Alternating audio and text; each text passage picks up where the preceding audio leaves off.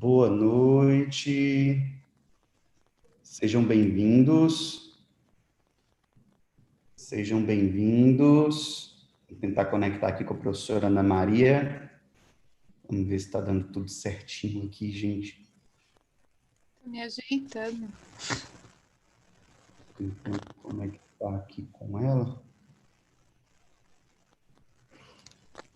Acho que travou, Florinho. Vamos tentar de novo, pronto.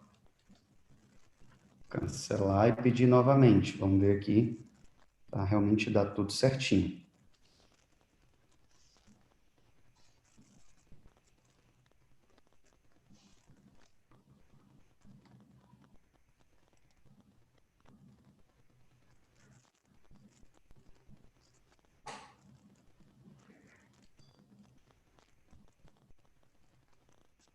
Vamos ver agora. Boa noite, tudo bem, gente? Boa noite. Sejam bem-vindos. Vamos ver se dá certo agora.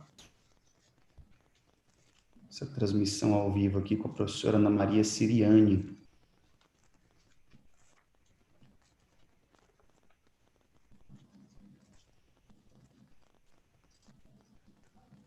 Boa noite, boa noite. Chegou aí, prof? Vamos ver se está dando certo aqui. Não sei se ela está me ouvindo pelo Insta.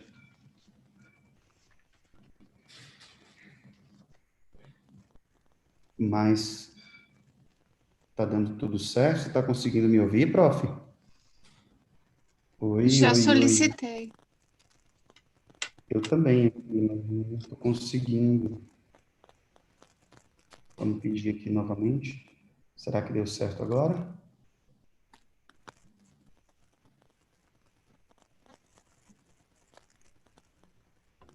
Vamos ver se a gente consegue. Ela está tentando conectar aqui, tá, gente? Vamos lá. Vai dar certo. Eu sou um homem que não desiste fácil, não.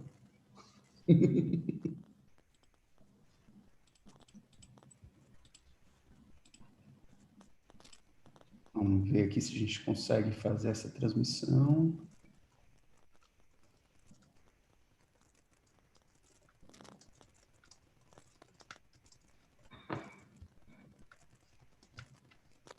Você está conseguindo me ouvir, prof? Está dando certo aí essa...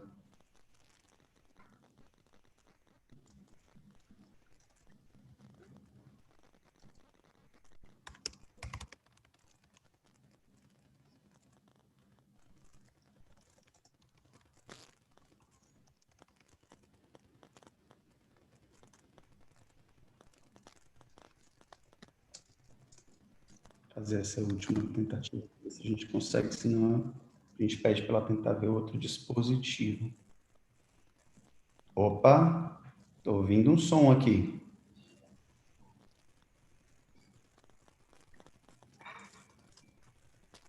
Oi, prof, está me ouvindo?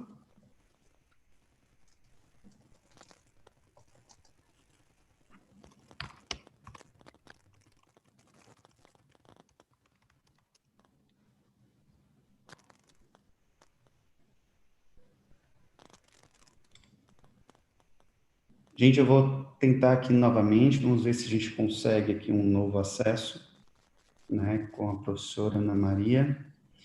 Falar aqui da nossa alegria de ter cada um de vocês com a gente nesse momento, né, e podermos realizar essa transmissão com uma pessoa que é incrível para todos nós e que certamente vai falar muita coisa bacana para todos nós hoje, nessa noite.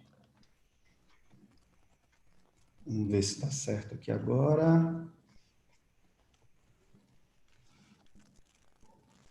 Agora O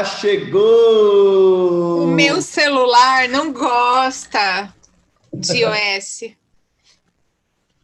Eu estou chegando a essa conclusão também, viu, prof? Não, eu tenho certeza. Tô com retorno. Preciso tentar tirar um pouquinho aqui esse retorno. Dessa conclusão também, viu, prof? Não, eu tenho. Vê se o retorno melhorou agora. Peraí, vou conferir, peraí. Para mim Peraí melhorou. Peraí que eu tô me ajeitando ainda, que a gente não tava... Esse é plano B. É plano B. Peraí, deixa eu me ajeitar mais ou menos. E aí, como tá? Tudo bem, prof? Que coisa boa recebê-la. Nossa, muito prazer. Até falei, vou lá botar uma roupa de dar aula em instituição de ensino particular, porque na USP a gente pode aparecer de camiseta Hering, aqui não pode, não. Tô tentando acertar aqui a posição, gente. Vocês não fiquem enjoados, não. Peraí. Falar Espero um não dar pouquinho. labirintite em ninguém. Oh, meu Deus. Não tá Falar bom. aqui da Mas tudo bem. nossa alegria aqui em podermos conversar novamente, né, prof? Depois de alguns meses Nossa, que nos conhecemos pessoalmente, e aí dois momentos anteriores em que fizemos live,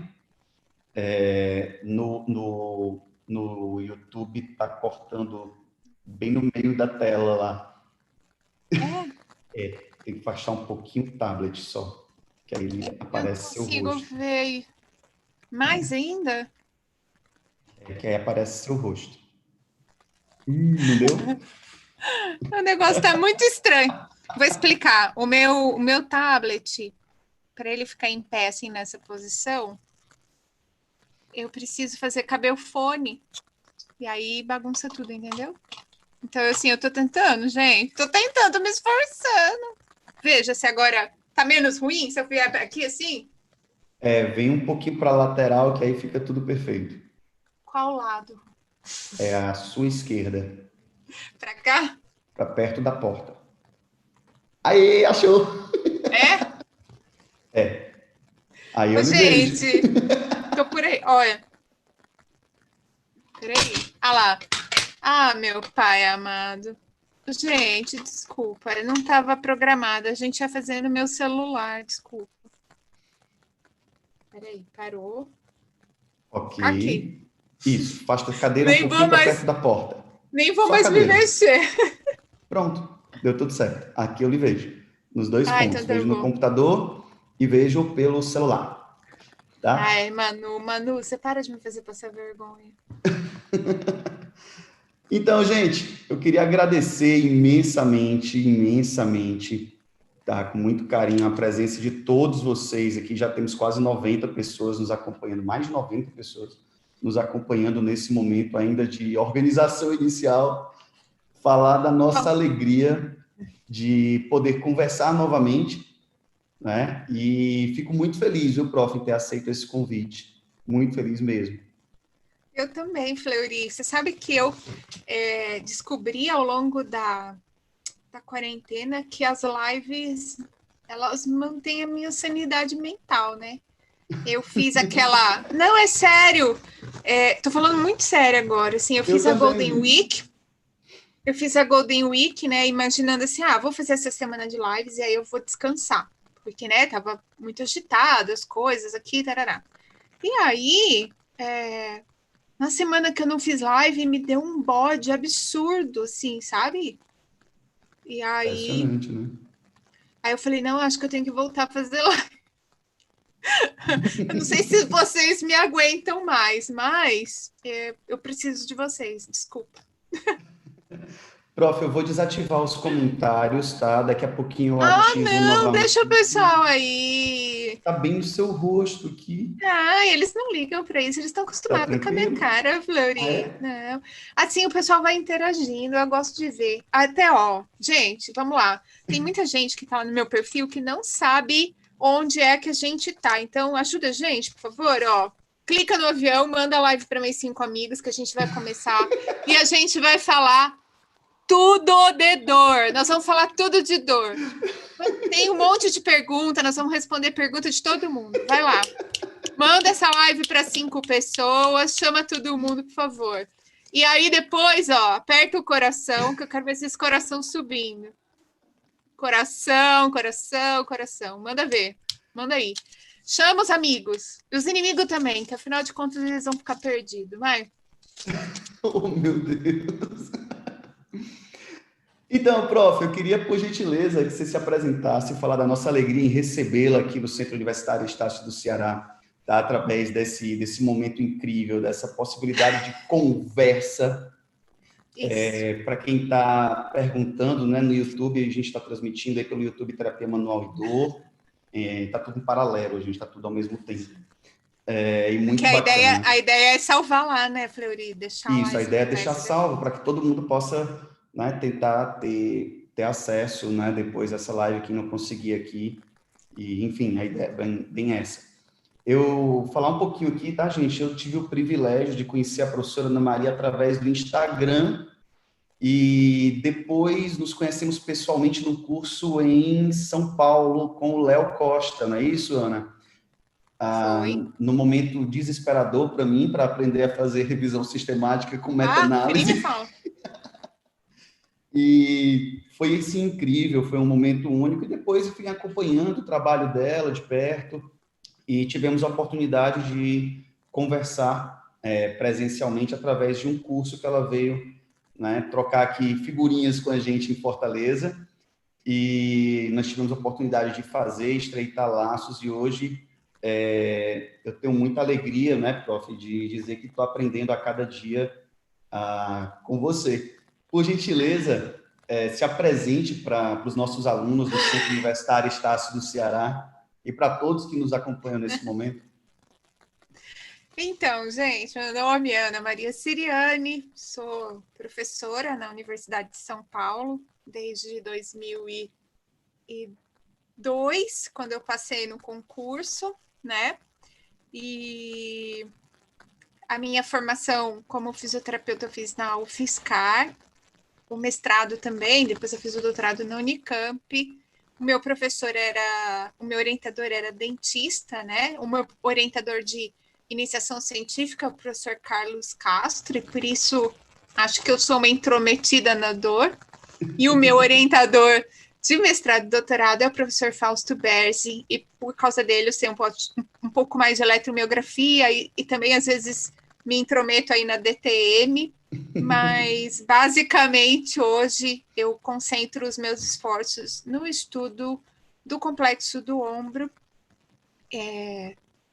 e por força assim de circunstâncias mesmo, eu sou tutora, supervisora de estágio em fisioterapia aplicada à saúde da comunidade, o que me torna uma generalista em termos de atenção à saúde da comunidade.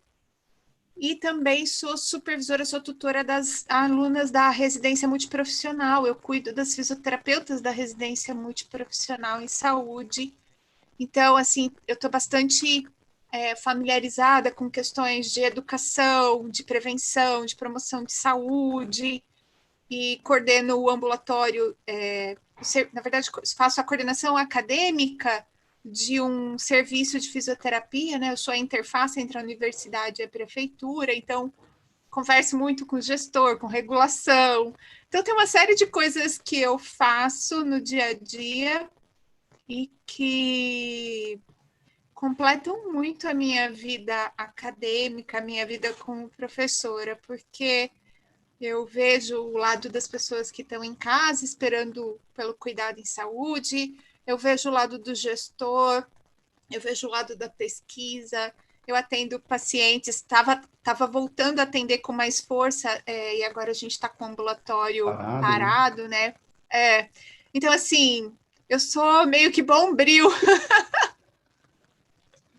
E aí, nas horas vagas, eu vou lá e faço um curso do Léo Costa, que é para fundir com a cabeça mesmo.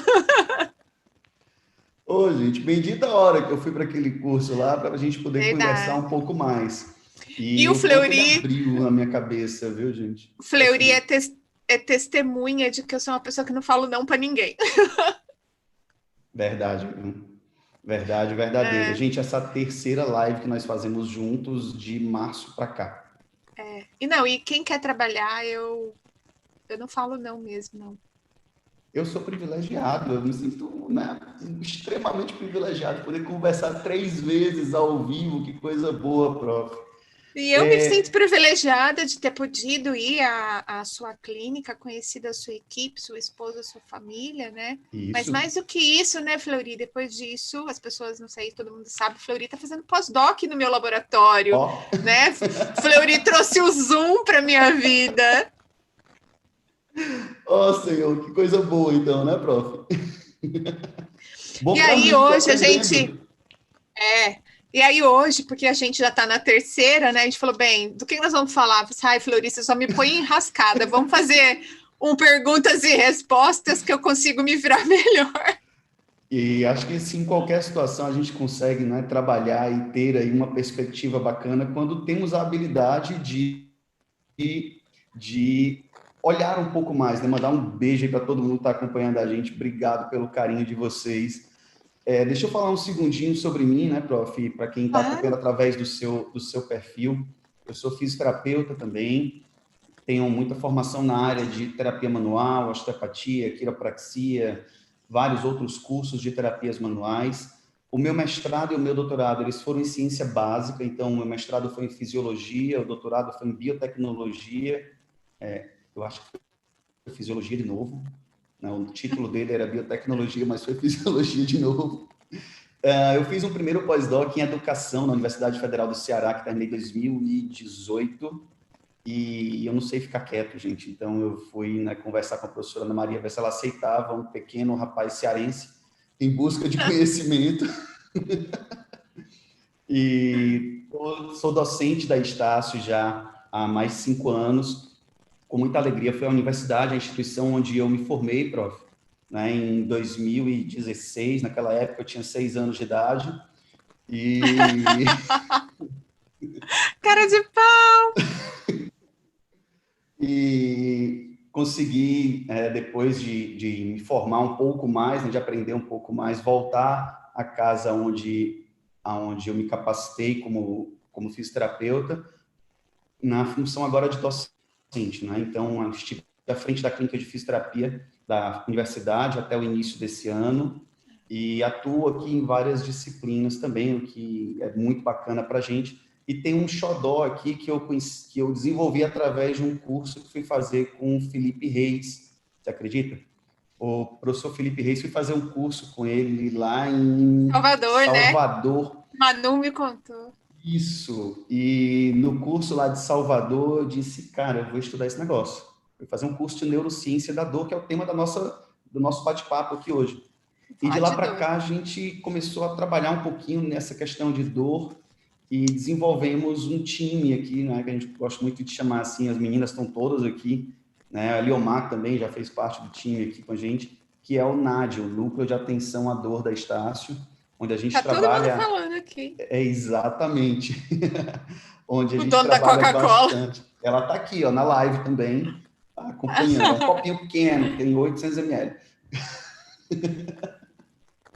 Fica E tranquilo. Hoje só morre de Covid. Ninguém morre de Coca-Cola. Fica não morre de tranquilo. Coca-Cola mais não, né? Não. Tá tudo certo, vamos tomar Coca-Cola, tá tudo certo. Então, prof, vamos, né, Pau na máquina? vamos começar o nosso bate-papo e eu tenho uma primeira pergunta aqui já de cara. Essa é minha, tá? Então vai. A dor hoje ela é vista como uma abordagem que tem múltiplas camadas, múltiplas percepções. O que você pode trazer para a gente dessas múltiplas faces da dor e que devem ser percebidas não só pelo fisioterapeuta, mas por vários profissionais de saúde?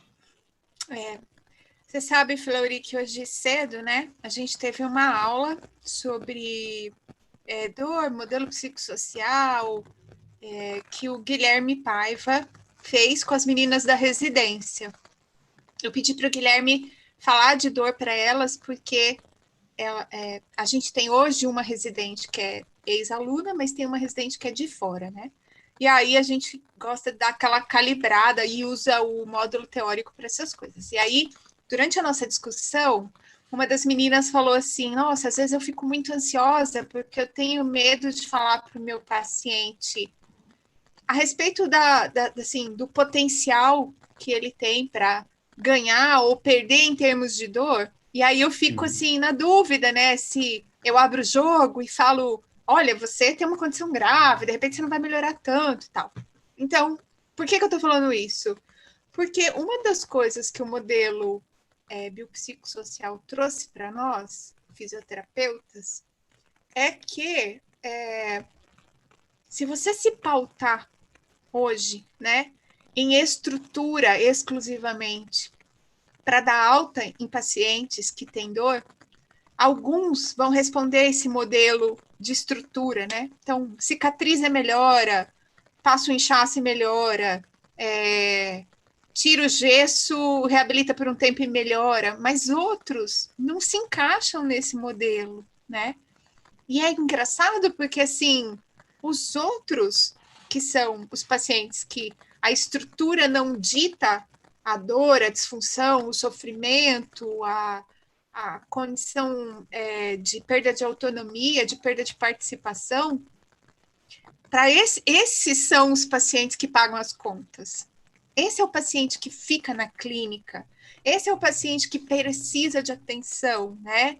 Por mais tempo. É esse o paciente que passa pelo fluxo de vários serviços públicos e às vezes a gente não pode ficar com ele por conta de protocolo, por conta de demanda, e aí ele precisa de uma atenção que está no convênio, que está na clínica particular. Graças a Deus aqui a gente consegue dar uma atenção muito qualificada, mas em vários serviços públicos a gente sabe que a gente não está nesse nível ainda. E aí essa visão atual de dor, que entende a dor para além de uma condição que está na estrutura, ela assim, aumenta muito o nosso campo de atuação, né? E aumenta muito a nossa capacidade de resolutibilidade. Então, se hoje alguém me fala assim, Ana, eu tenho muita dificuldade para entender modelo biopsicossocial, eu peço para que você faça uma regressão. Não estou falando de vidas passadas, não é TPV, não, gente. Não é terapia de vidas passadas. Assim, faz uma regressão. Volta para o ponto de partida da identidade profissional. A identidade profissional, o fisioterapeuta ele deve reestabelecer autonomia para a participação, para atividades, né? E aí, quando você consegue, por exemplo, que o seu paciente durma melhor para no dia seguinte conseguir, por exemplo, ir à igreja, né? Isso é importante para ele. A intensidade da dor pode não estar tão diferente, mas ele consegue ir à igreja. Quando você consegue que seu paciente entenda que talvez ele precise ir à igreja e ele não pode ficar todo o tempo que o padre pede para ficar ajoelhado, mas que ele pode ficar sentado, que ele pode ficar numa outra posição, isso dá significado para a vida do paciente, recobra a participação dele. Você não resolveu a dor, mas você resolveu a vida do paciente. Então, entender dor de um ponto de vista mais ampliado é algo que potencializa muito a nossa atividade, né? É um ponto de vista muito importante, né, prof? Principalmente porque a gente começa a dissociar um pouco aquela visão mais antiga de dor e a gente começa a trazer os novos conceitos, né, os novos desafios. Você faz parte do Pesquisa em Dor também, né? E o Pesquisa em Dor vem ganhando muita força dentro desse contexto no Brasil. Né? E sem dúvida alguma, tem um grupo muito forte de pesquisadores. E eu queria saber nesse ponto agora, como que você vê a integração das profissões, também foi um outro questionamento aqui, como que você vê a integração das profissões no manejo do paciente com dor crônica? Né? A gente sabe que falar um pouco, às vezes, até da nutrição, da psicologia, Sim, da claro. enfermagem, como que você vê esse contexto? Você tem experiência com essa Super, rotina? Super. Fala um pouco disso para a gente. Só deixa eu falar uma coisa. Dayana, Claro. você é psicóloga, quer ser pesquisadora, vem trabalhar no meu grupo. Tô precisando de umas psicólogas aí. Tá? Gente, que convite é esse, hein? Me liga, me liga. Ó, Fleury, de novo, falamos disso hoje, tá? Por exemplo, um paciente que quer fazer uma determinada participação, como foi o exemplo que a gente deu hoje cedo, que eu acabei de dar, que é ir na missa, né? A gente tem muitos... A área de abrangência da universidade, aqui onde eu trabalho, a gente tem, inclusive, um ambulatório que chama super idosos. Uau, A gente tem pacientes com 102 anos morando em casa com um cuidador. que legal, gente. Lúcidos, sabe? Ativos, tal. É muito bacana isso. Então, no entorno ali da universidade, a gente tem gente bastante idosa vivendo perto da gente. Lógico, a gente tem gente mais jovem, gente em estado de risco, de vulnerabilidade social, mas esses pacientes, principalmente, eles têm esse hábito, né? De atividades religiosas, de comunidade. E veja só, eu vou falar da nossa parceira de nascimento, né? A terapia ocupacional. Uhum. Terapeutas ocupacionais têm as estratégias, até não sei se a Luciana está por aí, a Luciana trabalha com isso, a Fernanda, elas têm feito lives excelentes de terapia ocupacional, e acho incrível porque a terapia ocupacional conversa pouco sobre dor e agora está se inteirando mais, né? Mas, por Uhum. exemplo, terapeutas ocupacionais fazem duas técnicas super importantes para pacientes que têm dor crônica, que nos ajudam numa outra estratégia que chama pacing, né? Que é agenda, né? O paciente distribuir as tarefas ao longo da semana, e é técnicas de conservação de energia, como fazer as coisas, mas não se destruir. Então, por exemplo, uma paciente Importante. que quer ir de domingo na missa, ela não pode resolver fazer a faxina da casa na sexta-feira. Eu não sei como é que é a mãe de vocês. A minha mãe, ela desmonta a casa na sexta-feira. Entendeu? Sexta-feira era um dia que eu rezava para ter hora extra na escola, para eu não ficar lá, porque ela me fazia fazer faxina com ela o dia inteiro, dia inteiro. E aí você tá morta no sábado, você não tem vontade de viver no sábado, aí domingo você tá acabado ainda, entendeu? Então, assim, esses pacientes precisam aprender a dividir as tarefas ao longo do tempo, precisam ter técnicas para se desgastar menos. E a TO é assim uma parceiraça nesse tipo de estratégia. Muito legal. Eu tenho bastante experiência, Fleury, por conta da residência. A gente tinha um grupo de dor que era com os residentes e tinha uma atividade que era tão linda. A menina da Farma, ela desenhava num papel craft grandão um corpo humano com algumas vísceras, tal, não sei o quê, e os pacientes levavam os seus medicamentos. E aí ela pegava o medicamento e falava assim, ó, esse medicamento, ele age direto sobre a cartilagem. Aí punha em cima do joelho, sabe? A caixinha do medicamento do próprio paciente. Aí ela explicava se tinha que tomar, porque, por exemplo, tem remédios que você tem que tomar em repouso, você não pode levantar em seguida, tal. Uhum. E aí ela ia explicando. E aí, com todos os remédios, ela ia catando as caixinhas e ia colocando. Então, era um remédio, era um antidepressivo baixa dose para alívio de dor. Ela punha no cérebro. Olha, esse medicamento, ele faz isso, isso, isso. Ele faz o seu sistema nervoso central ficar menos tenso. E aí você consegue se sentir melhor. Ele não é para depressão nessa dose. E aí você tem que tomar, não pode perder a dose. Isso é de uma riqueza, né? Imensa, imensa. Em termos de estratégia de cuidado de longo prazo.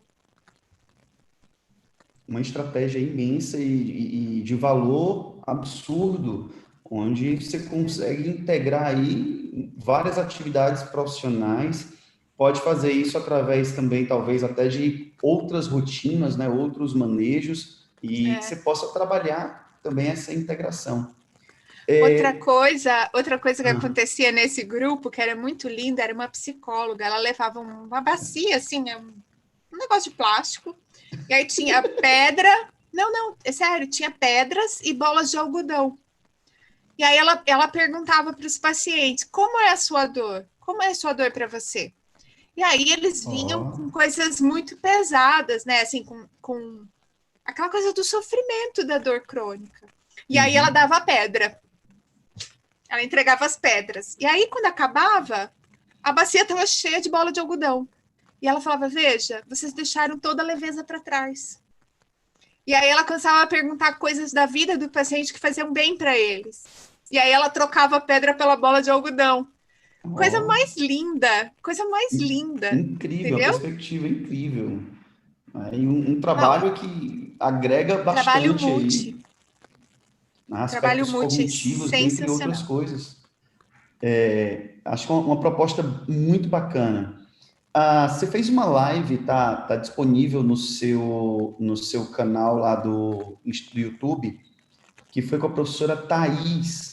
E uma das nossas Ontem. perguntas aqui fala sobre escalas de dor que você utiliza na prática clínica. Fala um pouquinho dessa experiência da live, o que, é que as pessoas podem encontrar lá no seu canal, que possam Tá. buscar depois com mais detalhes também. Você sabe que lá, Fleury, está mais concentrado nas escalas de dor e função do Do ombro. Então, se ombro. alguém precisar, passa lá. O que eu recomendo para todo clínico? Inclusive, porque também tem a ver com uma das perguntas que estava lá no meu perfil, que é a diferenciação dos predomínios de mecanismo de dor, né? Eu recomendo hoje, pelo menos, você avaliar intensidade de dor presente com escala numérica, que é mais simples para os pacientes, aquela que é de 1 a 10. Edmur, você sabe, né, querido? Foi aniversário seu ontem, parabéns. Taurino. A escala de 0 a 10, que está marcadinho os números. Alguns pacientes têm muita dificuldade de abstração, de entender o que é o 0, o que é o 10, o que é o 5. E aí a gente tem outras escalas mais interessantes. Por exemplo, para idosos, tem uma escala validada por uma enfermeira do Paraná, que é uma escala que é um copo americano, o desenho de um copo americano, e aí ele tá vazio, tá meio cheio, não sei o que, e acho que é uma escala de 5 pontos só, para idosos.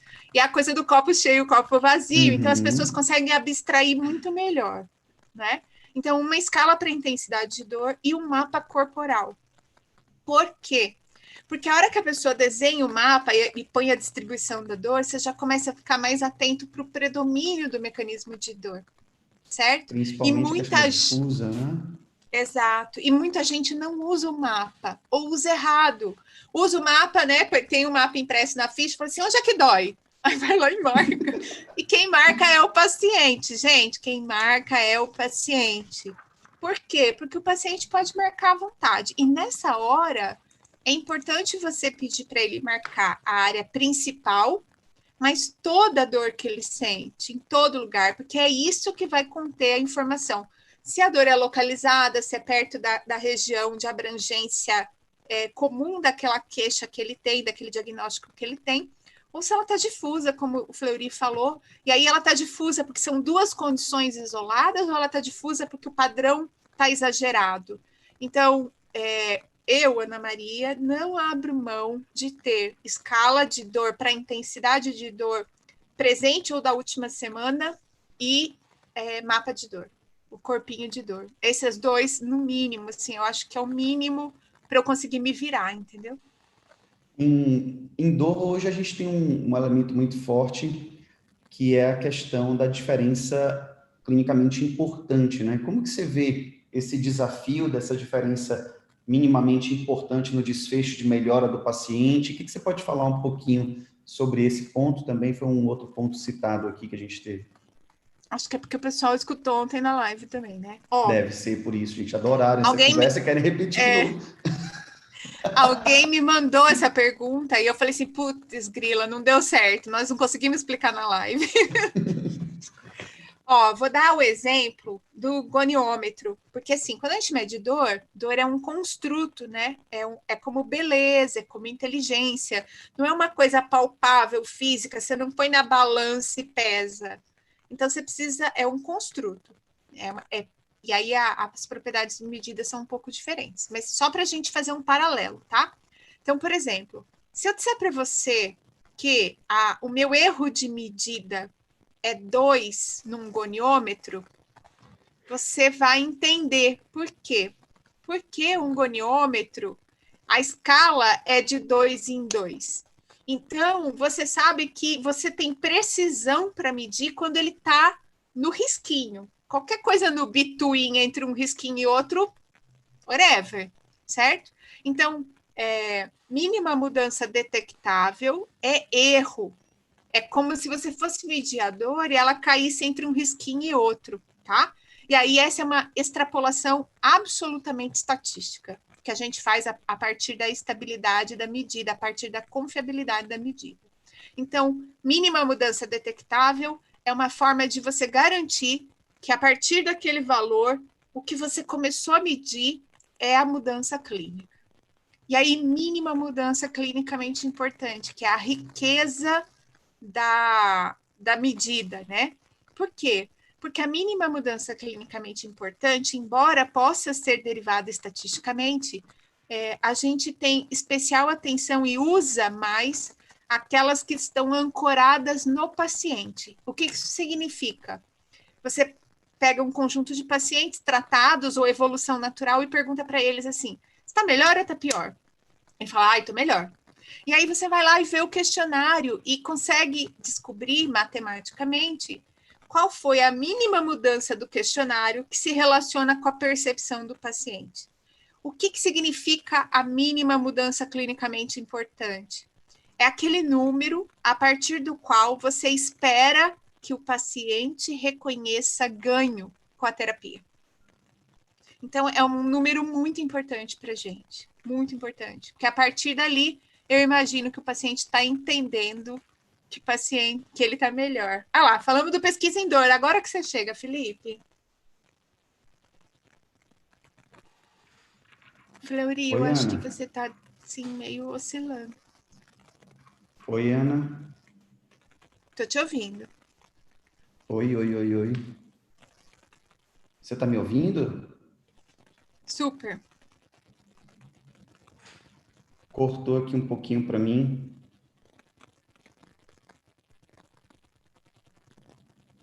Ó, Fleury tá oscilando, gente. Mas vou aproveitar, Voltou? porque Voltou teve uma. normal? Tá, pra mim tá normal. Oi? Vou ficar quieta, esperando você voltar. Você... Oi? Tá travando aqui para mim, não sei se é para todo mundo ou só sou eu. Eu tô bem. Oi? Você tá me ouvindo? Sim.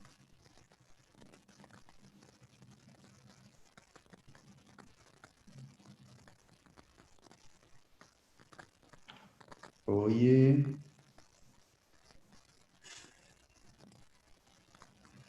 Oi, Ana, voltou? Sim. É que eu não tô te ouvindo. Ó, quem tá aí, quiser ir pro YouTube, lá tá transmitindo direto, sem problema, viu, gente? Mas eu te escuto, assim, tá picotando, tá vindo devagar, mas tá vindo. Oi, Eu tô Monique. escutando, eu tô escutando o final de cada palavra que você fala. E aí eu não tô conseguindo formar o raciocínio.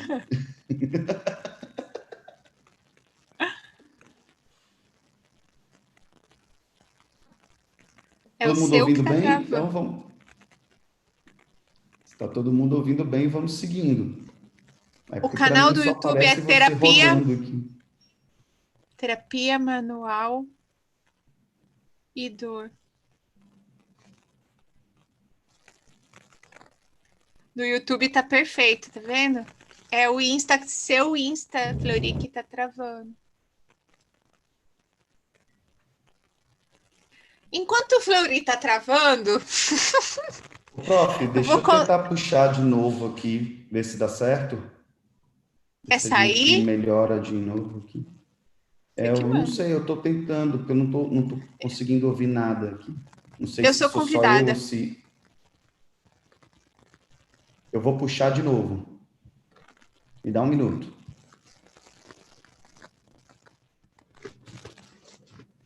Gente, deixa eu puxar de novo a Ana aqui. Tá, um momento desse é incrível, não posso deixar ela fugir, não. Espera aí. Eu disse a vocês, a Ana não existe, cara. Ela é uma pessoa incrível que tem muito, muito, muito conhecimento que pode passar para a gente. E um momento desse aqui é maravilhoso. Já chamei novamente aqui no Insta. Vamos ver se dá certo agora.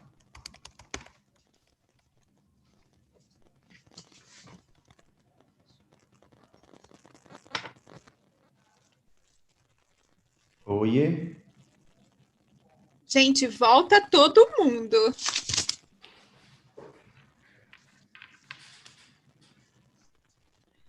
Volta todo mundo. Eu não desativei a live, prof. Eu só fiz puxar e colocar de volta.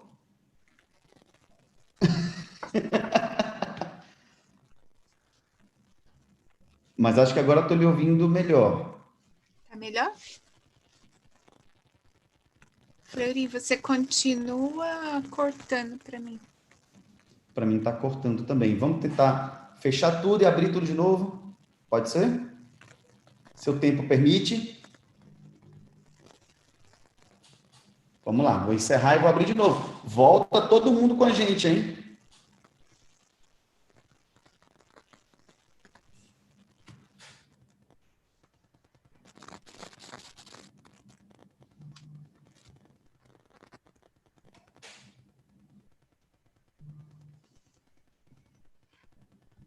O pessoal no YouTube continua acompanhando a gente aqui. Mas vamos lá, vamos abrir de novo no Instagram. Ô, prof, que bacana, viu? Quanto conhecimento que a gente está apresentando aqui. Eu fico muito feliz, muito grato mais uma vez por ter aceito esse convite.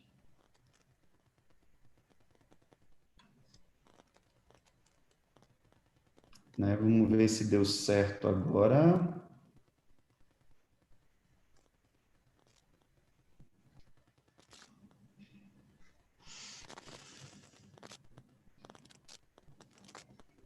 Vamos chamar de novo todo mundo. Maravilha. Encaixar aqui novamente a nossa transmissão com a professora Ana Maria Siriani, que é docente da USP de Ribeirão Preto. Oi, Ana? Ganhamos mais uma hora. Eu acho que é para, né, a gente poder dizer que fez 4 lives. Olha lá, tô vendo que a Isabela já achou onde a gente tá, a Vanessa já tinha achado, acho que agora todo mundo volta. Tem que ter 111 pessoas na live, que era quanto tinha quando a gente parou. Tem que chamar todo mundo de novo, eu também acho. Isso aí. Agora eu tô lhe ouvindo melhor. Agora eu tô lhe ouvindo melhor. Às vezes dá essas coisas mesmo. Mas tem muita gente fazendo live ao mesmo tempo, né? Por isso que eu gosto das 3 da tarde, Fleury. Ah, é? 3 da tarde é um horário excelente. Fazendo live. Não tem ninguém fazendo live. A gente marca a próxima para esse horário, combinado.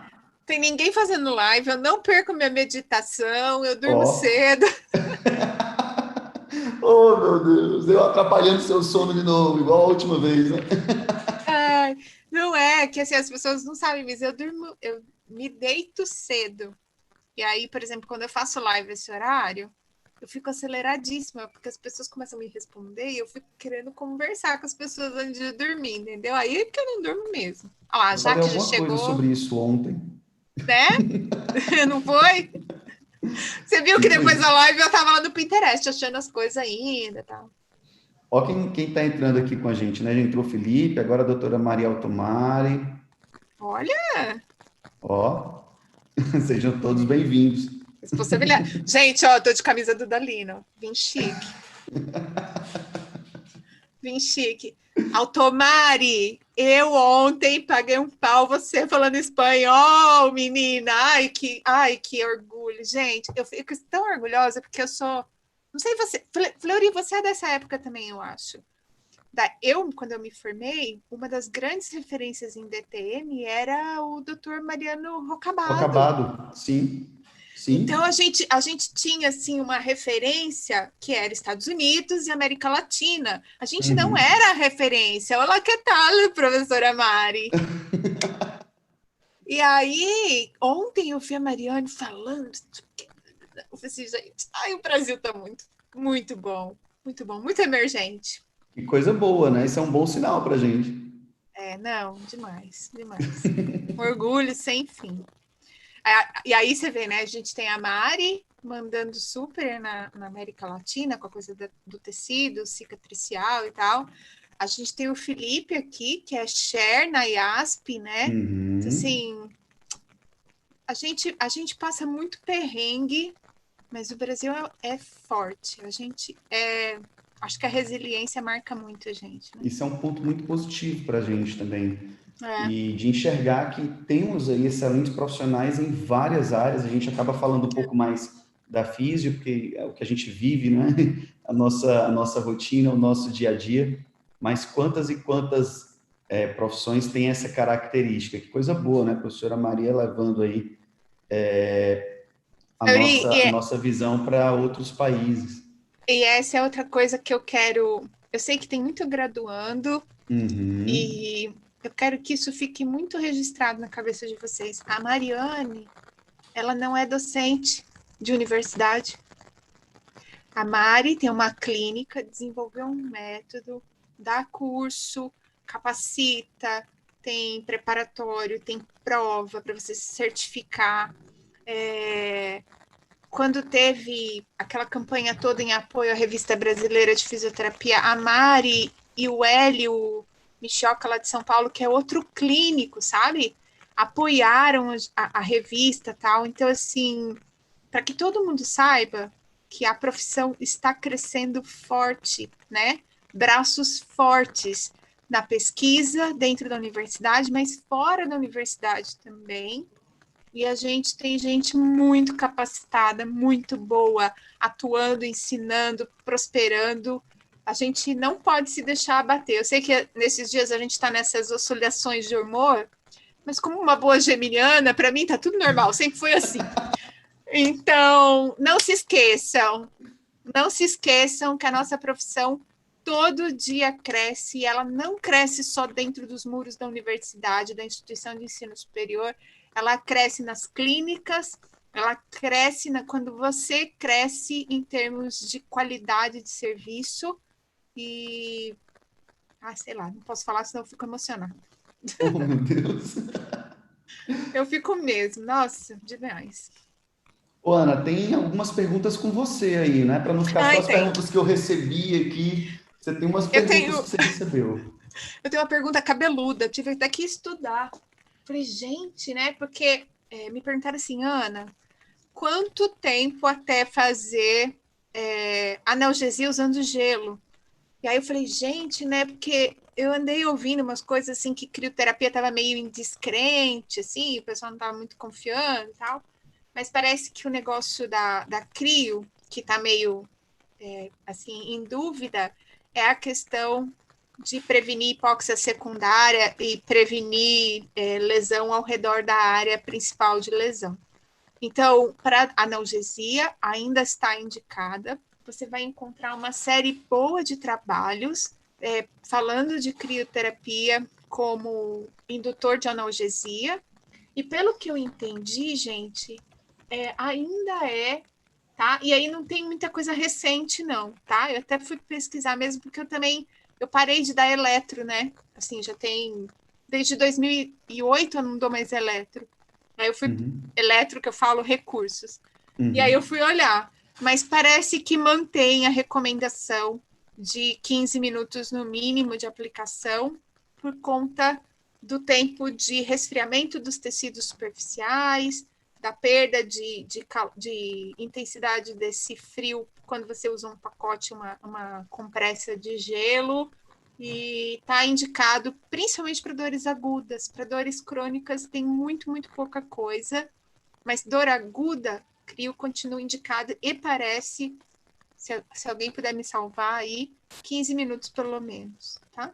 Isso, a média de tempo é em torno desses 15 minutos. Quando eu vi alguma coisa também, prof, quando se pensa em modulação de estresse oxidativo, não é só de catalase de GPX, que são enzimas relacionadas à defesa antioxidante, O a homem da gente acaba fisiologia. a gente acaba colocando um pouquinho menos de tempo, né? Eu vi É alguns estudos trazendo 12, 10? isso, 10, É, 12 12. minutos para entrar aí nessa perspectiva de É, estresse oxidativo. é isso. Essa foi uma pergunta que veio para mim. Outra pergunta que veio para mim, Fleury, foi a respeito, deixa só eu conferir, porque estava salvo num lugar, agora eu vou ter que olhar no outro. Mas me Uhum. perguntaram a respeito de por que os pacientes com dor crônica têm dificuldade para se exercitar, para manter a rotina de exercícios, né? E essa é uma coisa muito interessante, porque quando a gente, vou falar, dos predomínios, experimento. Mas, assim, quando a gente fala de pacientes que têm dor muito crônica,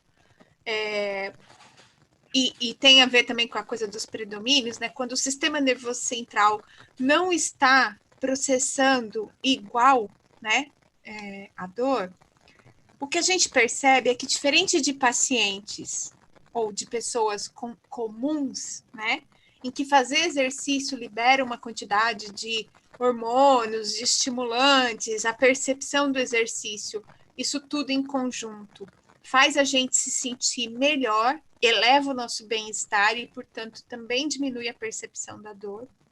Então, pessoas saudáveis, ao se exercitar, costumam apresentar um limiar de dor mais alto após o exercício, porque fica mais difícil induzir, por exemplo, dor mecânica ou dor por temperatura, qualquer coisa assim. Quando a gente vai para pacientes que têm dor generalizada, eu vou falar principalmente do tal do widespread pain, né, que é fibromialgia, síndrome de fadiga crônica, casos mais graves de disfunção temporomandibular, enxaqueca e tal. Essas pessoas, quando se exercitam, a função inibitória de modulação da dor descendente do sistema nervoso central em direção à medula, essas pessoas não se beneficiam do mesmo mecanismo. É como se o cérebro tivesse besta para produzir os opioides endógenos, né? E aí, ao se exercitar, ao invés de perceber uma melhora, eles percebem mais dor, né? Eles ficam com um limiar mais baixo. Então, você pega um paciente e fala assim, vou fazer exercício, porque exercício, né, alivia a dor. Mas alguns pacientes, eles têm a resposta contrária. Então, eu vejo muito pela minha mãe, sabe, Fleury? A minha mãe já fez umas 16 cirurgias no pé.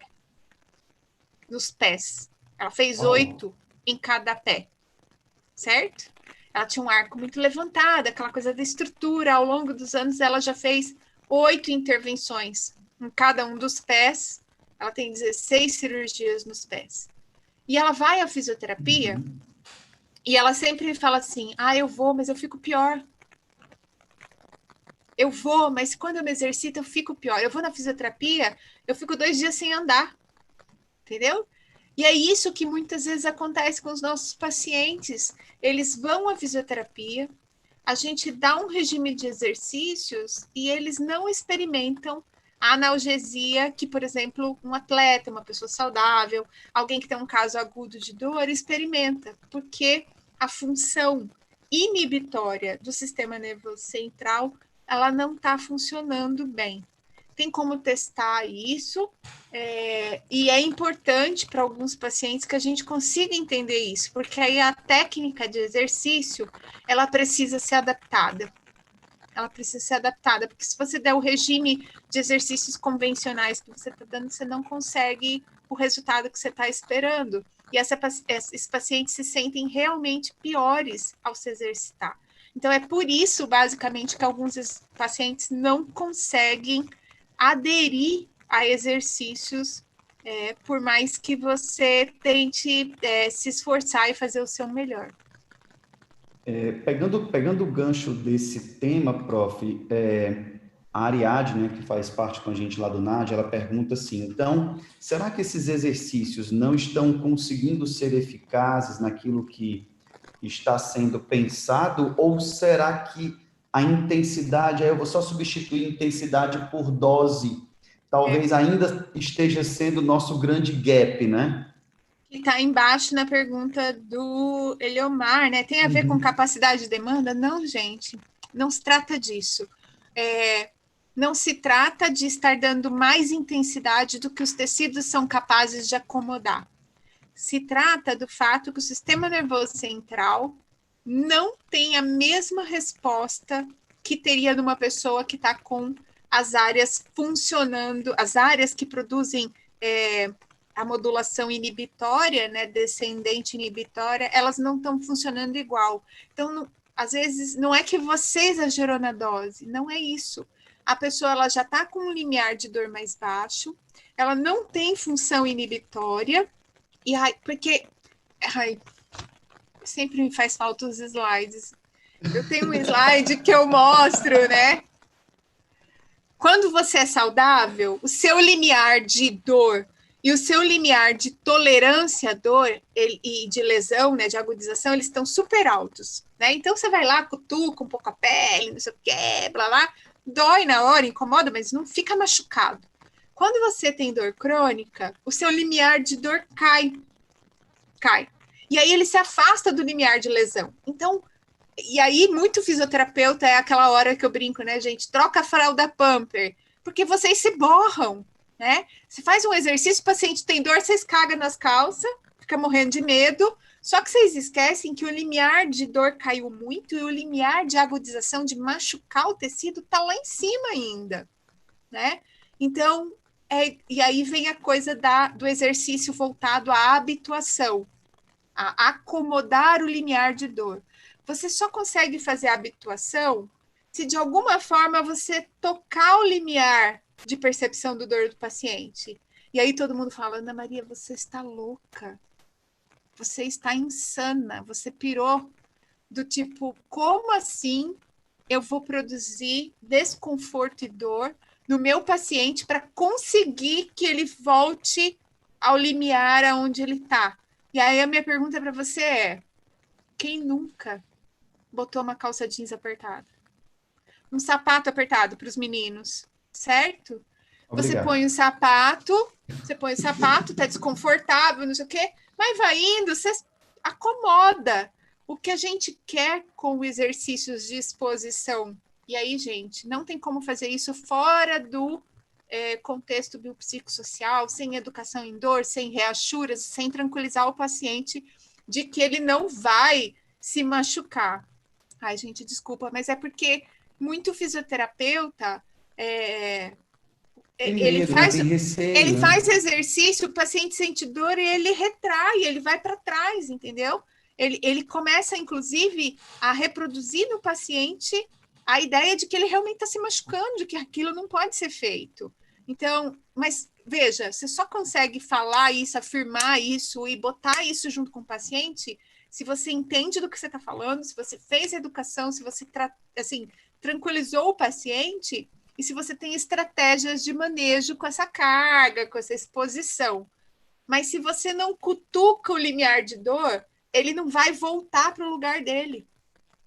Então, quando você faz exercício abaixo do limiar de dor em pacientes que têm dificuldade de se adaptar à quantidade de exercício porque tem dor, você tá ali embaixo, ó. Tá com a calça do pijama, você não tá com a calça jeans apertada. Olha lá, o Rogério tá aí. Olha o Rogério acompanhando a gente. Rogério é uma testemunha viva do que eu tô falando. Ele faz isso sempre na clínica dele. Não necessariamente com dor na primeira exposição. Você pode ir graduando, você pode primeiro tentar movimentos novos, primeiro dar confiança para o paciente. Então, assim, tem um jeito de fazer isso especial que acomoda o fato de que esse paciente tem uma via descendente com função inibitória limitada e que vai provocando devagar esse retorno do limiar de dor, né? E não tem, gente, não tem mistério, é muito simples, de verdade. Só que você precisa ter convicção do que você está fazendo e expor o paciente. A gente acaba falando um pouco sobre isso, né, na questão da exposição controlada durante casos específicos. Como que você faz hoje, Ana, nesse manejo da exposição controlada? E aí eu vou juntar isso no gancho da pergunta do Eliomar, né, de acordo com mecanismos diferentes, né? Falando um pouquinho de dor neuropática, nociplástica e nociceptiva. E só um ponto, eu queria que você explicasse um pouquinho do reassurance, né? Porque tem gente que não conhece o termo. Então, só porque o reassurance é mais simples, tá? Reassurance é você tranquilizar o paciente. Pra vocês terem uma ideia, eu recebi... Gente, eu vou até, assim, em algum momento eu vou usar esse material. Eu recebi hoje, na verdade ontem, um WhatsApp de um rapaz, né, que ele é jovem, tem uns 26 anos, foi ao médico com muita dor no ombro, e o médico disse para ele, ou ele entendeu do médico, que ele tem um acrômio ganchoso, que é uma doença genética. E a orientação do médico é que ele mude toda a rotina para não fazer mais nenhum movimento de elevação acima do nível do ombro. E aí, gente, eu não sei, porque assim, a gente nunca sabe o que o médico falou, como o paciente interpretou, em que momento que ele estava, se o médico não falou assim, olha, nesse período, mas a pessoa leu do tipo, pro resto da minha vida eu não posso porque é uma doença genética, sabe assim? Então, assim, eu recebi a mensagem, eu olhei e falei, gente, coitado desse moço, porque se eu e você, Fleury, temos a chance de desenvolver dor no ombro depois dos 50 anos, se ele hoje com 26 parar, limitar a elevação, não fizer exercício, tarará, ele, com toda certeza, independente do acrômio que ele tem, ele vai ter dor no ombro, assim, é sum, entendeu? E aí, o que eu fiz? Mandei uma sequência de áudios explicando, olha, primeiro, não é uma doença genética. Acho que você pode não ter sido exatamente isso. Eu ainda falei assim: o médico pode ter explicado de um jeito que ele quis deixar mais simples para você, mas no fundo é uma variação anatômica, não é uma doença genética. A gente tem pelo menos uns 26% da população com isso. Então, o que é o reassurance? É você prover para o paciente informações reais, factíveis, de que a condição de saúde dele não é grave, quando efetivamente não é, tá? Não é Então, eu não mentir vou... ao paciente, né? Você não vai Não mentir tem para o nada a ver com paciente. mentir. Não Então, tem só nada a ver deixar com claro mentir. isso, tá, gente? Porque, por exemplo, tem muita gente que tem uma dor lombar inespecífica grave, muito incapacitante, Fleury, que fala assim, eu devo ter um tumor, porque ninguém sabe o que eu tenho, né? E aí você dizer, olha, os tumores na coluna são menos de 1% da população, né? Se todo mundo já te viu, se você já passou por vários médicos e ninguém te disse que você tem um tumor, se ninguém viu isso na imagem, não é para você ficar preocupado com isso. Então, veja, é uma informação real, objetiva, que tranquiliza o paciente. Fique tranquilo. Isso é o que acontece com as pessoas que têm essa condição. Isso vai melhorar. A gente consegue te ajudar. Então, reassurance é isso. Tipos ou predomínios de mecanismo de dor. A gente tem várias formas de classificar dor, uma delas é pelo predomínio de mecanismo. E é importante que as pessoas entendam, por exemplo, que uma dor neuropática pode ter um predomínio nociceptivo, né? Então, por exemplo, um estiramento de raiz nervosa é uma dor neuropática, mas ela pode ter tido uma intensidade tão grande que causou uma plasticidade no sistema nervoso central e que agora a pessoa está hipersensível àquela condição. Então, o mecanismo original não é exatamente o predomínio. Isso é importante. Então, a gente tem predomínio nociceptivo quando existe alguma coisa no tecido periférico que não é nervoso, que informa a nocicepção, que informa que tem alguma ameaça, alguma coisa acontecendo lá, e aí a pessoa eventualmente percebe dor, né? A gente tem dor neuropática, que é quando a origem dessa nocicepção, dessa ameaça, está no tecido nervoso, somático, sensorial. E a gente tem dores por predomínio de processamento do sistema nervoso central. E aí eu vou fazer uma pergunta: quantos aqui na live tem enxaqueca? Levanta a mão. Porque quem tem enxaqueca entende muito dor de predomínio nociplástico com facilidade.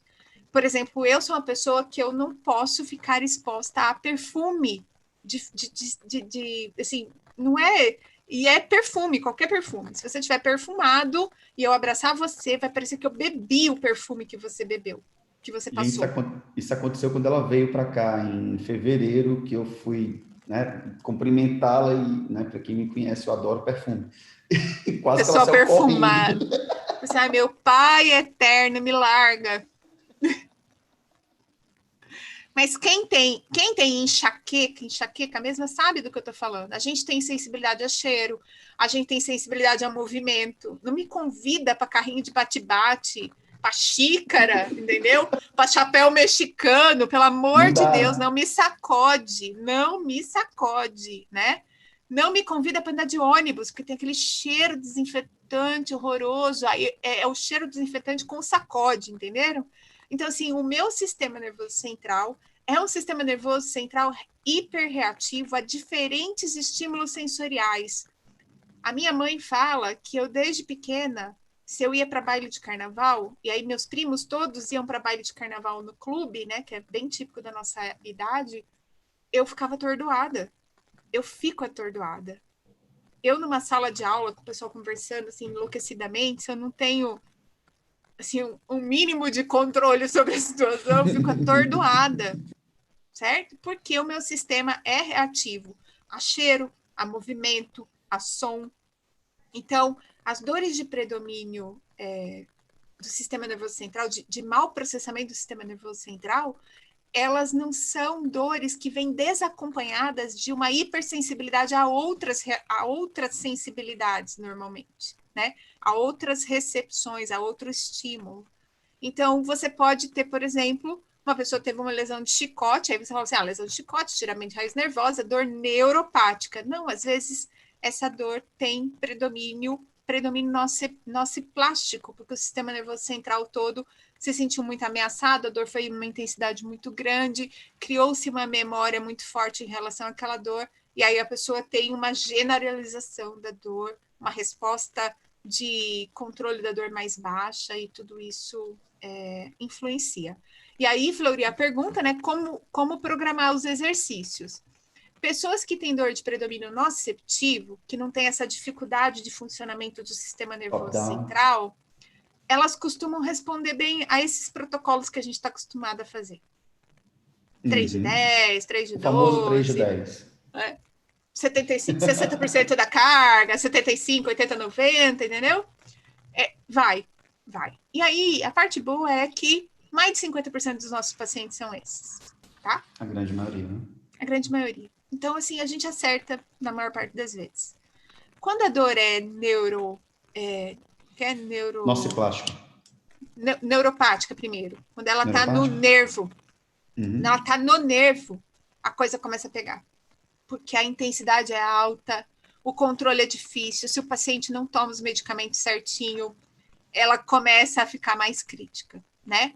E aí, por exemplo, é a dor da compressão do túnel do carpo, é o desfiladeiro torácico, é o personagem Turner, é algumas síndromes compressivas de raiz nervosa de coluna lombar, e aí, né?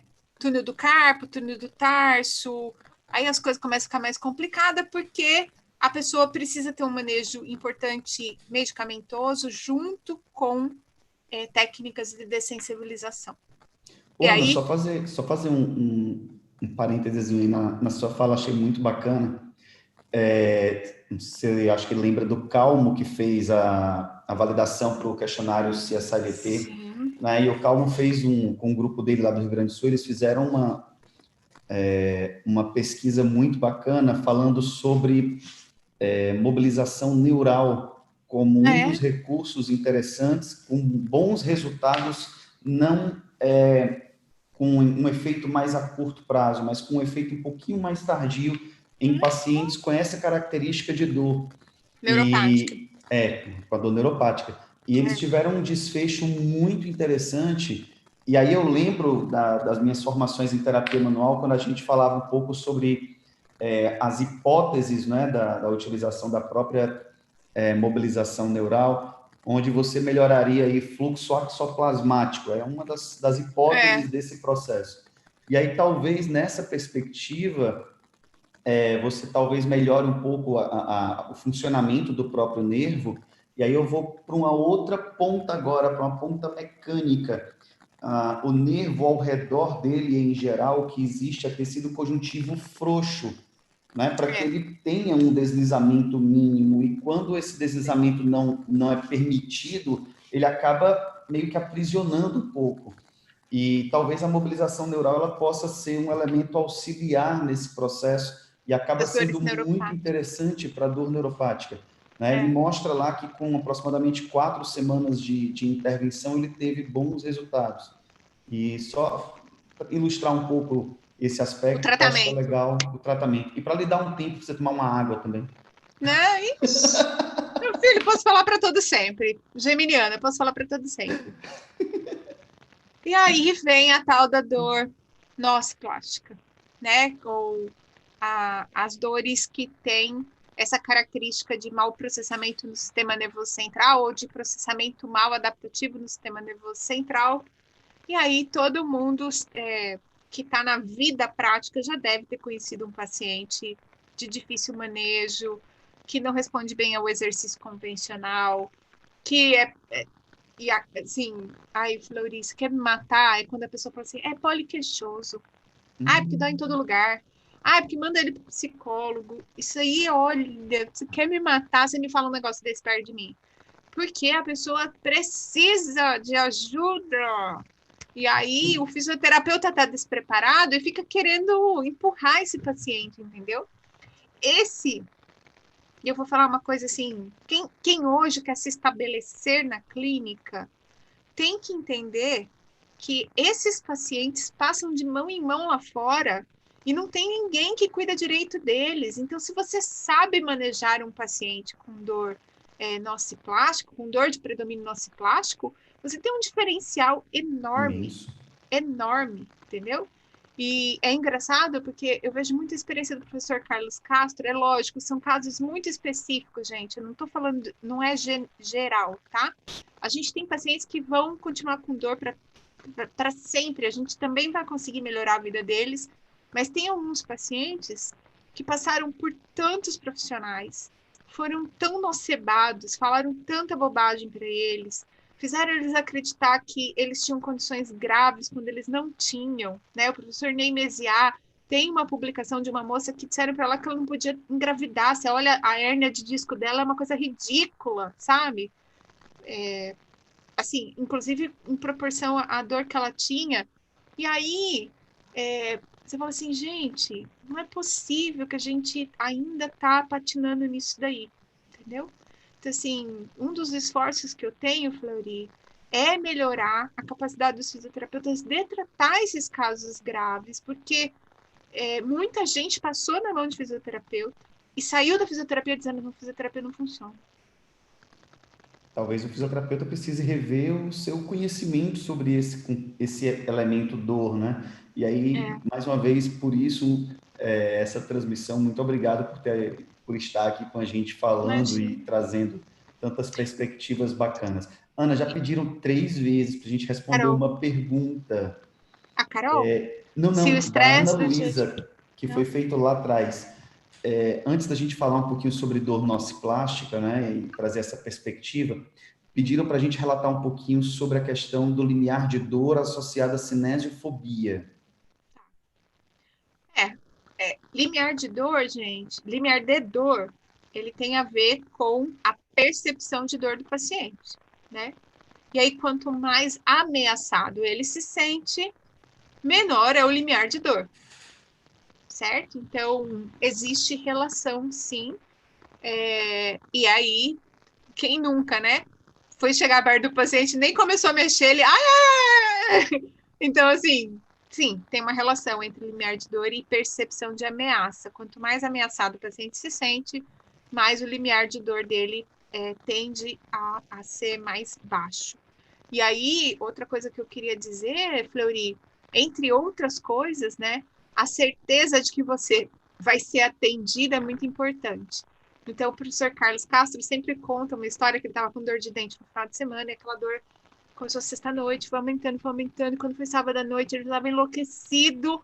Aí ele passou a mão no telefone, na época nem tinha celular, ligou para o dentista e falou assim, olha, tô mal, tô mal, tô com muita dor de dente, darará, darará. Você me ajuda? Aí ele falou assim, Carlão, bota a roupa e vai pro consultório, tô indo te atender. Ele disse que ele desligou o celular, o telefone, né? E assim, imediatamente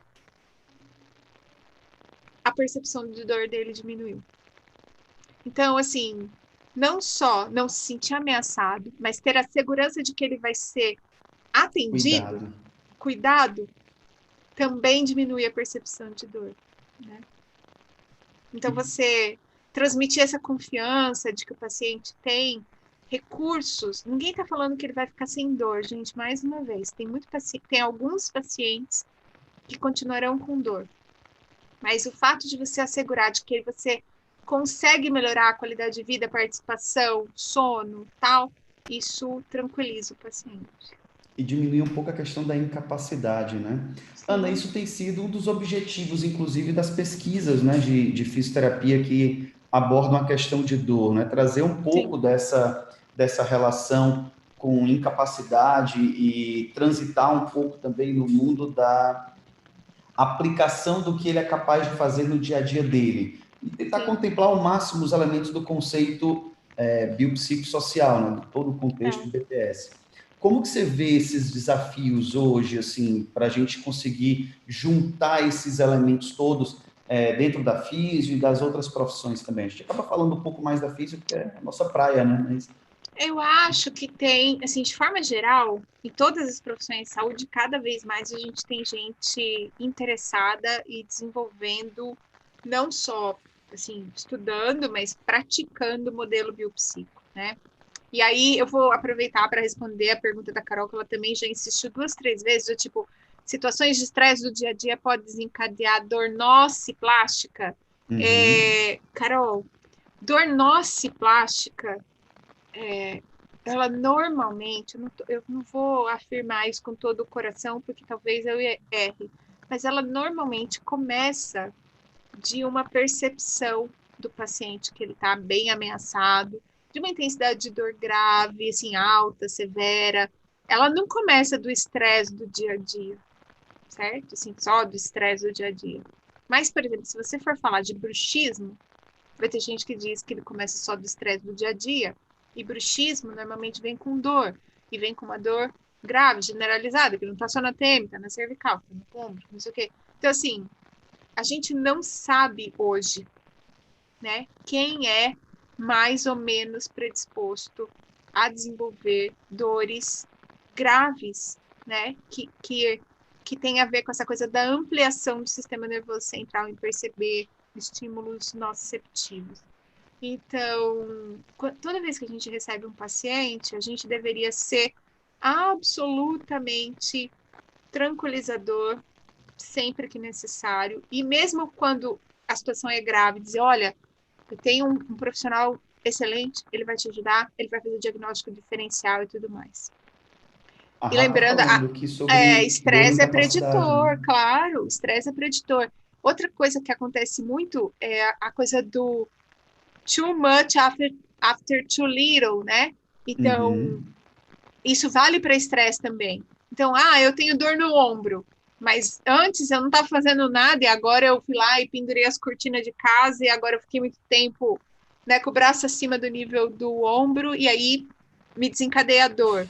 Ou então, estava tudo bem na minha vida, aí aparece um tal de um bicho e todo mundo fica em quarentena e eu tenho que conviver com meu esposo e ele onde ele vai, ele larga a luz acesa e ele não tampa o ralo do banheiro e ele larga o copo quando ele vai lá fora, na varanda, entendeu? E aí esse nível de estresse, né, faz o corpo doer.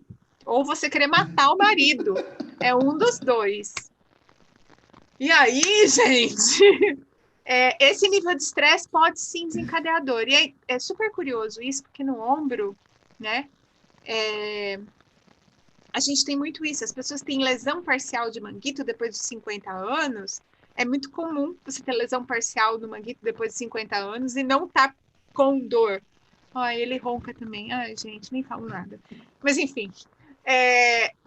E aí, de repente, a pessoa, por exemplo, sofre um estresse no trabalho, qualquer coisa assim. Ela dorme menos, ela tá numa posição de fechamento, porque tá com uma situação de estresse de trabalho, então ela vai para uma postura mais fechada, ela encolhe mais o trapézio, tarará, e aí vai fazer qualquer coisa no final de semana e beleza, desencadeia dor no ombro. Mas ela já tinha lesão antes, né? Então, nível de estresse também afeta sono e estresse mudam muito a nossa percepção de dor, tá? Pessoas em privação de sono têm uma alteração de limiar, sim, consistente na literatura, isso está super bem documentado. Então, a gente precisa. Uma das coisas, Fleury, que está no modelo biopsico, que não está na vida do fisioterapeuta, é gerenciamento ou ajuda, né, na higiene do sono. Então, hoje, como é que eu vejo o futuro do fisioterapeuta? E eu não estou assim, não estou fazendo nenhuma alusão ao coach Ruhu, sabe? Mas a gente deveria ter estratégias de modificação de hábitos como parte da nossa formação, técnicas de psicologia positiva, assim, pessoas mais resilientes, né? Elas conseguem acomodar melhor a situação de dor. Terapia de comprometimento e aceitação é psicologia positiva, sabe? E muita gente não entende isso. Quando a gente fala isso, nem sabe do que a gente está falando, né? Então, Raquel tem muita coisa. Shazad. Tem muita coisa para a gente. Outra estratégia também que a gente sempre fala muito, a Flávia está falando de mindfulness, né? É o que eu tenho feito para suportar o marido.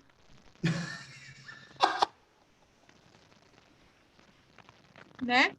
Começa a rezar e respirar fundo, certo? Como todo mundo. E olha que eu não posso reclamar, que eu não tenho filha de menos de 6 anos fazendo escola virtual, então eu não posso nem reclamar. Mas, assim, tem várias estratégias, principalmente de comunicação com o paciente, Fleury, né? Quando você está atendendo um paciente e ele fala assim, eu não posso erguer meu braço porque eu tenho um acrômio ganchoso. Aí você fala assim, olha, tudo bem, mas me explica melhor o que você está imaginando da sua situação. Eu te disse, isso não é uma doença genética, é uma condição, uma variação anatômica. Isso acontece na população e muita gente que tem o mesmo acrômio que você não está com tanta dificuldade. O que você acha disso? Você acha que tem mais alguma coisa contribuindo para essa situação? E outra coisa também que acontece muito, principalmente no serviço público, Fleury, no privado talvez um pouco menos, mas no público, né? Eu vejo muito lá no HC, os pacientes, eles se abraçam na pastinha, no prontuário deles, aí eles passam do médico pela enfermagem, eles chegam, passam no balcão, passam na enfermagem, pesa, tira pressão, aí ele passa no médico, o médico conversa com ele rapidinho, às vezes entra um professor com vários residentes e tal, e aí ele fala assim, agora você vai para não sei aonde, aí o cara vai com aquela pastinha, com os exames, o que chega na fisioterapia, e ninguém perguntou para ele, escuta, o que você tá, que você entendeu daquilo que você tem? O que você acha que você tem? Você quer me perguntar alguma coisa que você ainda ninguém conversou com você, né? E a gente tem paciente, Fleury, eu não sei vocês aí, mas a gente tem paciente que não sabe a diferença, quando o médico conversa com ele, não sabe a diferença de osteoporose e osteoartrose. E ninguém conversou com ele. Né? É um pouco da questão do que o próprio Eliomar está falando, né, de comunicação ativa, né, de melhorar um pouco a questão da escuta do paciente. Quando eu tive a oportunidade de lhe ouvir presencialmente aqui em Fortaleza, você falou um pouco sobre a questão da entrevista do paciente. Quais tópicos você poderia destacar para a gente hoje, Ana, que pudesse modificar um pouco a nossa maneira até de pensar a conduta do nosso paciente, incluindo a perspectiva desde a entrevista até elementos que se possa agregar? Como você vê hoje uma anamnese mais completa, onde a gente pudesse ter um overview melhor do paciente nesse contexto?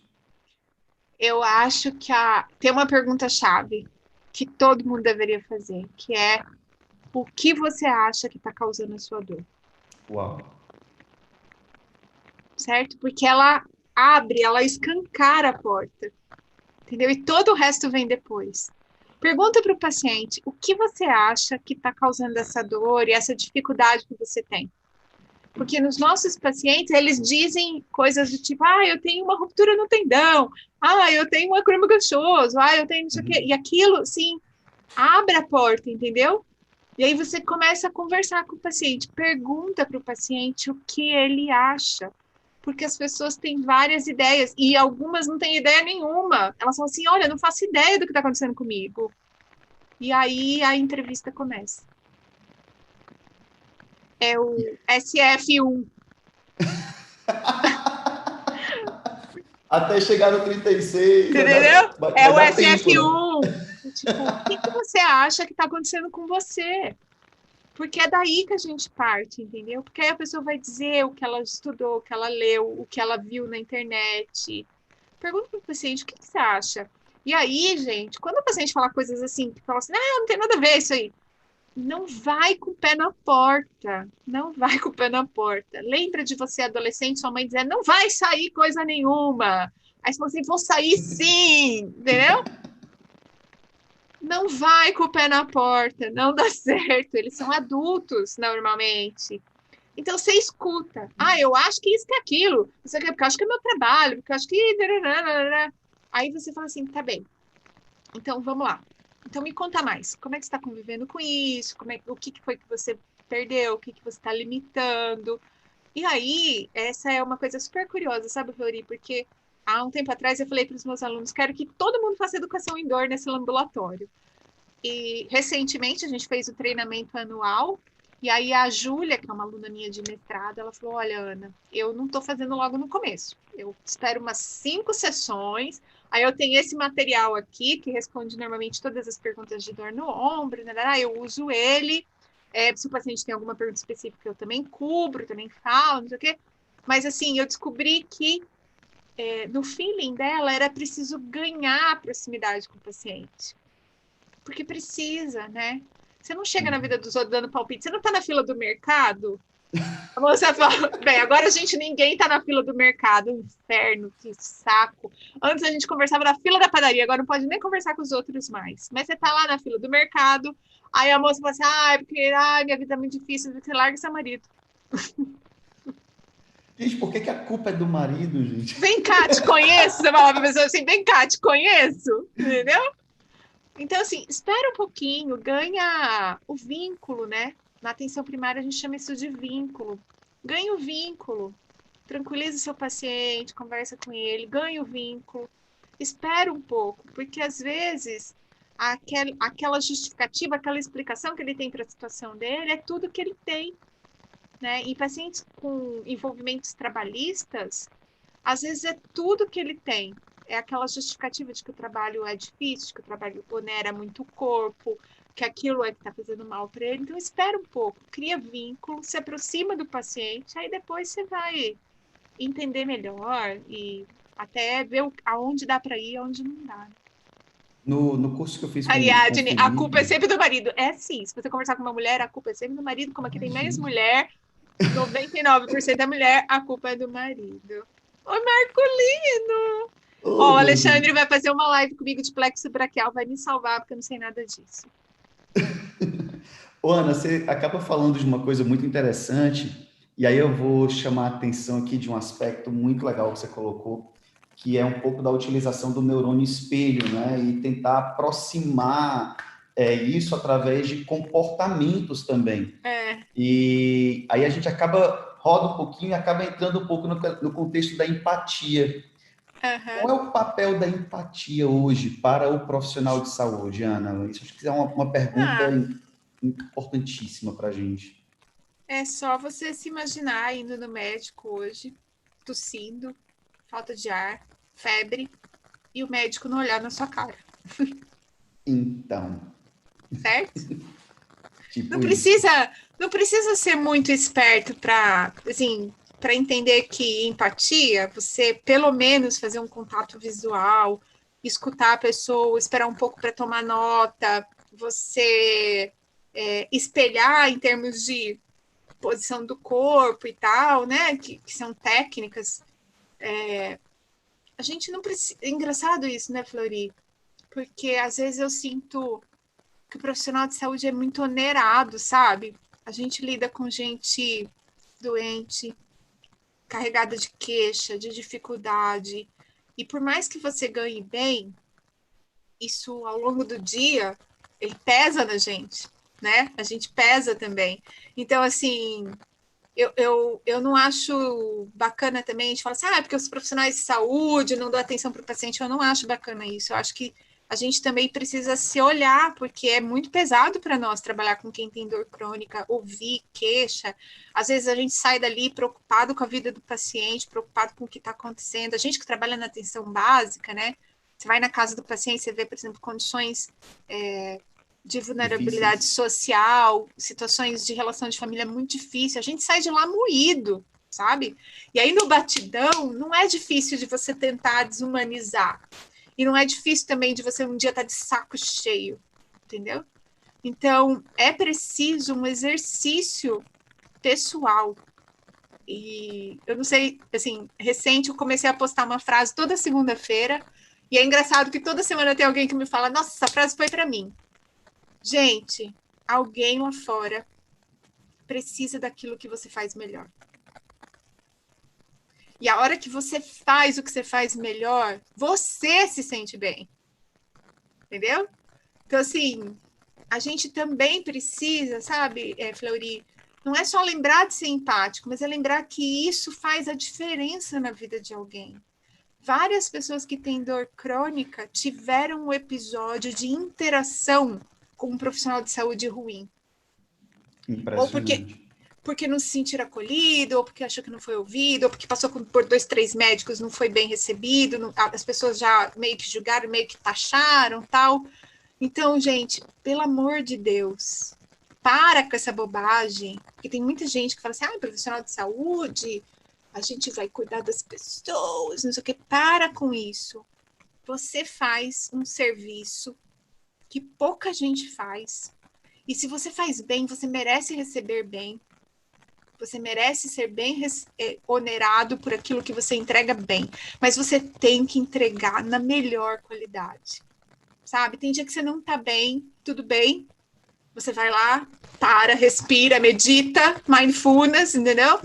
Assim, porque é aquilo, aquela hora é da pessoa que vai entrar na sua porta e vai falar assim, bem, eu preciso de você, entendeu? E se você não pode estar lá inteiro, talvez seja o dia de você desmarcar um paciente ou outro, ou pedir para um colega atender, porque tem dia que a gente não está inteiro, né, Fleury?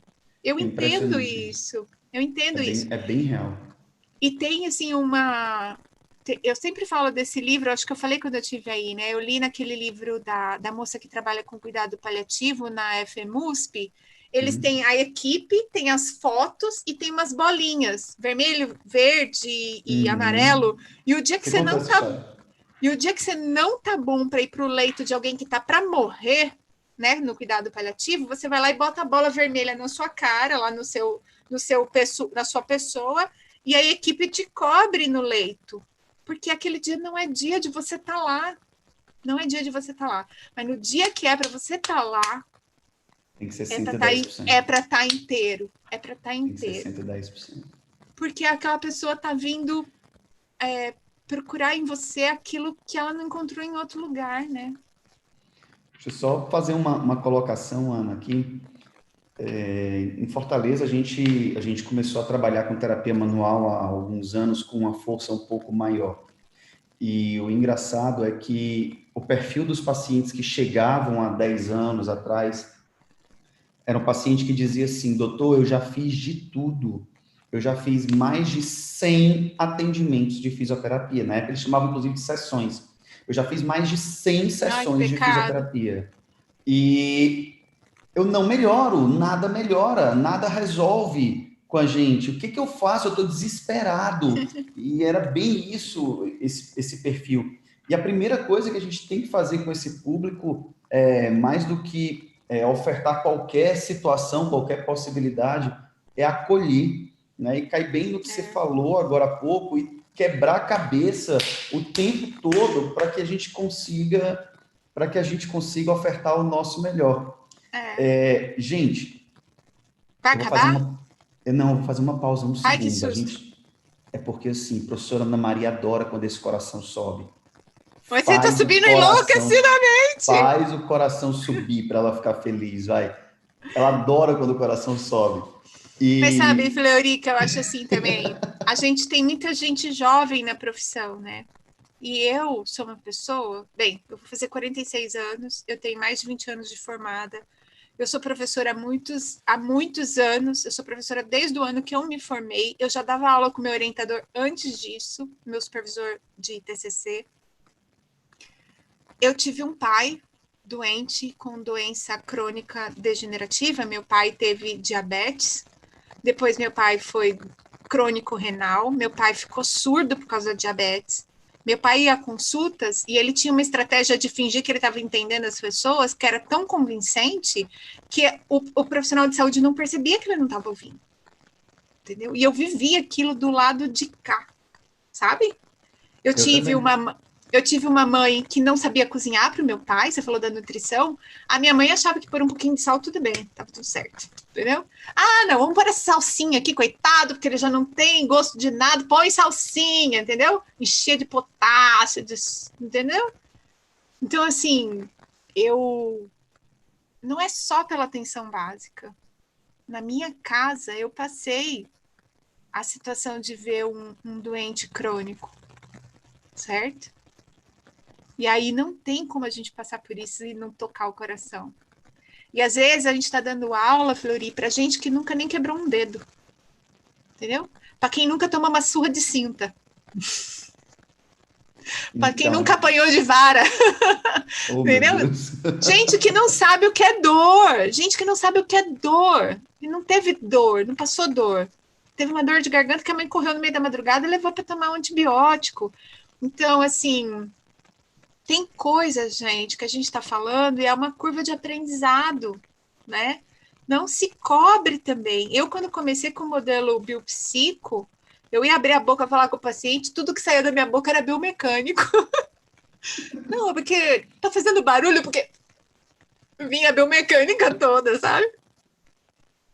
Então, começa, experimenta, vai com calma, vai incorporando as coisas na vida, a gente vai melhorando, gente, a gente vai super melhorando. Eu tenho aí aluno meu, gente que fez curso comigo, você conversar comigo, eu queria, sabe, que o Daniel Coelho tivesse aqui, porque o Daniel Coelho, ele testemunha, eu fiz muito bullying com ele, com essa coisa da mobilização neural.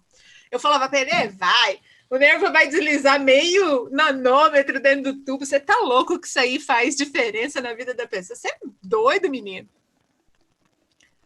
E hoje eu já vejo isso de outra forma, entendeu? Assim, talvez realmente do ponto de vista fisiológico não faça diferença nenhuma, mas se o paciente melhorar e isso for consistente, né? Veja, isso não é placebo. Você faz a técnica, a pessoa melhora, é consistente. Beleza! Então, também não Temos fica algo a muito mais para ver. Também não vamos ficar muito ansiosos, porque dor é um negócio especial mesmo, é uma situação de fragilidade do ser humano, né? A gente fala dor, mas a gente esquece que, na verdade, a gente está falando de sofrimento, né? Uhum. E que são pontos importantíssimos. Ana, temos 3 minutos aqui, tá? Eu quero te agradecer imensamente. Eu acho que foi incrível, tá?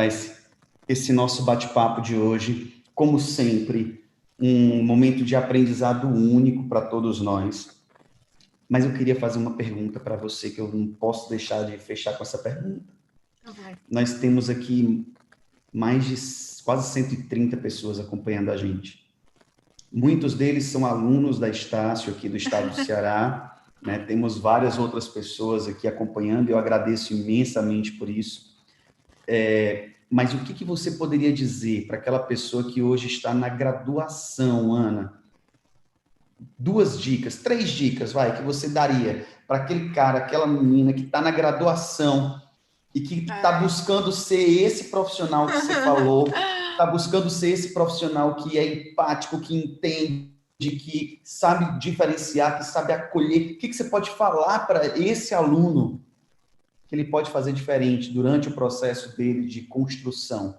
A gente sempre tem construção, mas vamos falar da construção da base, que é a nossa graduação. Primeira coisa, todo dia é dia de ser melhor. Uau. Né? E aí, não, assim, não tem que comparar comigo e com o Fleury, gente, nós estamos velhos, tá? Já tem o cabelo branco.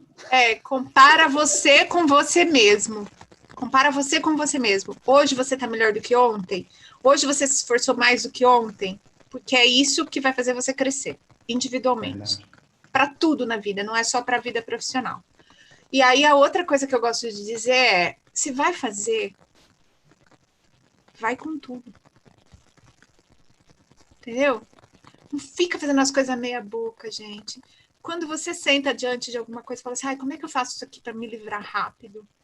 Você não vai ser feliz. Você não vai ser feliz. Do momento em que você olha alguma coisa e fala assim, ai, como é que eu me livro disso rápido? Você já está sofrendo.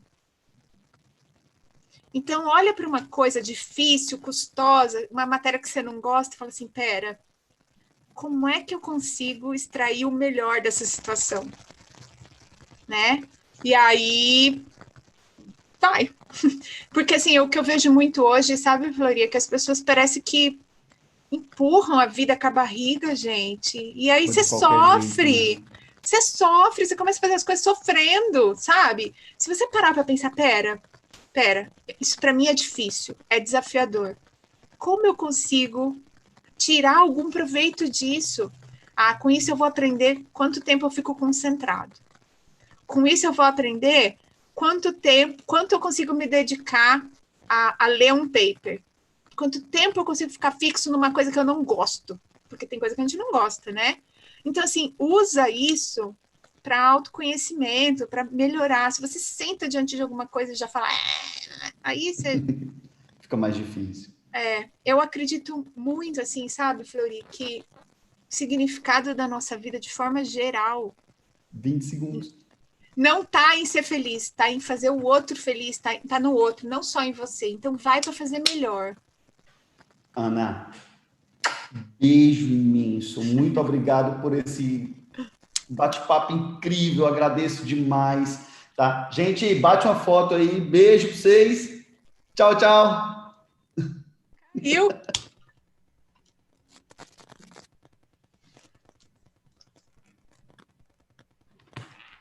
Pera. Ai, ficou na frente. Oi, gente, deixa eu ver se eu consigo colocar o som aqui pra gente. Ô, Ana, você tá ouvindo a gente aqui ainda pelo YouTube? Pera. Ai, ficou na frente. Oi, gente, deixa eu ver se eu consigo colocar o som aqui pra gente. Ô, Ana, você tá ouvindo a gente aqui ainda pelo YouTube? Eu tô ouvindo. Vocês estão aí ainda? Oh, ainda tá gravando aqui. Ainda tá gravando aqui. Ficou na frente. Peraí, vou tirar o som e pôr o fone. Consigo colocar o som aqui pra gente. Ô, Ana, você tá ouvindo a gente aqui ainda pelo YouTube? Deu certo agora? Oi?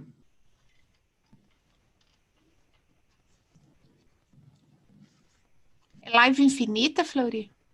Não, mas eu queria que você se despedisse aqui também. Peraí. Mas se depender de mim, eu viro a noite conversando com você com o maior carinho do mundo.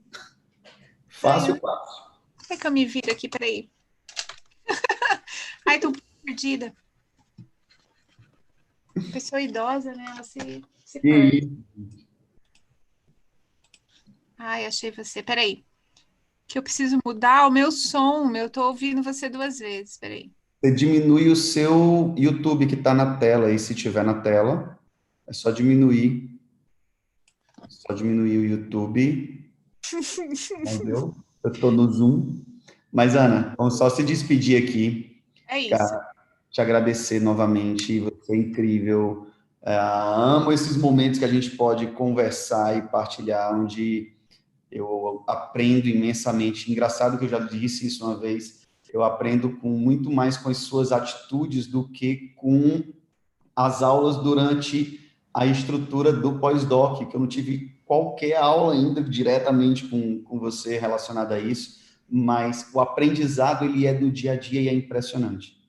Tá? Muito, muito, muito, muito, muito obrigado de coração.